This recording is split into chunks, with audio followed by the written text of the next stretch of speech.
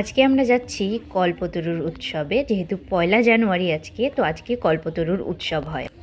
আজকে কল্পতরুর উৎসবে এত ভিড় হয়েছে, অন্য দিক দিয়ে ঘুরে যেতে হচ্ছে।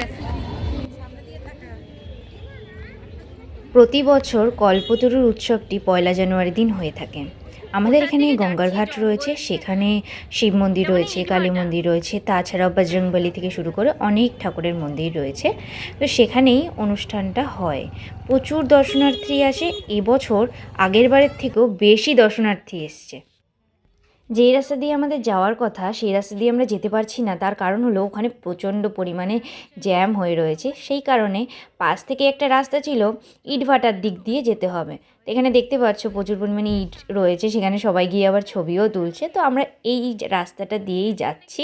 রাস্তাটা খুব সরু, আবার একটুখানি এঁকোবেঁকোও রয়েছে, যার জন্য যেতে সমস্যাও হচ্ছে, কিন্তু সবাই এই রাস্তা ধরেই যাচ্ছে। কারণটা হচ্ছে ওখানে এত জ্যাম হয়ে রয়েছে যে ওখান থেকে একদম যাওয়াটা অসম্ভব হয়ে যাচ্ছে। দেখে চলো, রাস্তা কিন্তু এবড়ো খেবড়ো টাইপের। আমরা প্রায় মন্দিরের কাছাকাছি চলেই এসেছি। তো তোমাদের একবার দেখিয়ে দিই যে এবার কত লোক এসছে এই কল্পতরুর উৎসবে। ওই যে দেখা যাচ্ছে সামনে ব্রিজ, সেই ব্রিজ দিয়ে লোক গঙ্গার ঘাটের দিকে যাচ্ছে।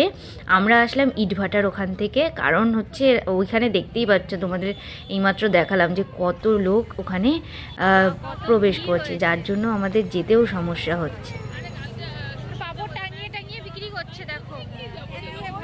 প্রতি বছর এই দিনটাতে এই জায়গাটাকে কেন্দ্র করে প্রচুর বড় অনুষ্ঠান হয়, গান হয়, বাউল গান হয়, তাছাড়াও প্রচুর পরিমাণে দোকান বসে। তো আগের বারে জানা লোক এসে তার থেকে এই বছর অনেক বেশি পরিমাণে দর্শনার্থীরা এসছে। দেখতেই পাচ্ছ প্রচুর দোকান বসেছে, ভিতরে আরও দোকান বসেছে। তোমাদের চলো দেখাই। এবার তোমাদের মন্দিরের দর্শন করাই। এই হচ্ছে এখানের মায়ের মন্দির। খুব সুন্দর না? ভিতরে চলো, ভিতরে যজ্ঞটা দেখিয়ে দিই, যেখানে যজ্ঞ হয়। কোনো বছর যজ্ঞ দেখার সুযোগ হয় না এত ভিড় হওয়ার কারণে, কিন্তু এবার দেখলাম যে একটু ফাঁকা রয়েছে ওখানটায়। তো তোমাদের চলো দেখিয়ে দিই যেখানে যজ্ঞ হচ্ছে। এই যে এই জায়গাটাতে সমস্ত পুরোহিতরা মিলে এখানে যজ্ঞ করে। তো এখনও যজ্ঞ চলছে, আবার দেখলাম একটু ফাঁকাও রয়েছে। তো ভাবলাম যে ফাঁকা যখন রয়েছে তাহলে মা চলো একটু গিয়ে মায়ের দর্শনটা করেই আসি। তো এখানে আমরা যাচ্ছি মাকে দর্শন করার জন্য। সেখানেও গিয়ে লাইনে পড়তে হয়েছে, কারণ কোনো জায়গাতেই ফাঁকা নেই, সব জায়গাতেই দর্শনার্থীরা ভিড় করেছে। তো এখানে হচ্ছে লাইন, এই যে লাইন দিয়ে এগিয়ে যেতে হবে মাকে দর্শন করার জন্য। চলো তোমাদের সবাইকে মাকে দর্শন করাই। এখানে তোমরা দেখতে পাবে ফটো তোলা নিষেধ, তাও আমি ছোট্ট একটা ক্লিপ নিয়েছি। এটা হচ্ছে আমাদের এখানের মা, কালী মা। তো এখানে মাকে খুব সুন্দর করে সাজিয়েছে। তো মাকে প্রণাম করে যজ্ঞের টিপ পরে আমরা চলে গেলাম নিচে, বা একটু বাউল গান শুনবো। বাউল গান শোনার পর একটু ঘুরবো, ঘোরার পর তারপরে বাড়ি যাব। এখানে মায়ের মন্দিরের পাশাপাশি এখানে শিব মন্দির রয়েছে, তাছাড়াও রামজির এখানে মন্দির রয়েছে, তাছাড়াও এখানে বজরংবলীর মন্দির রয়েছে।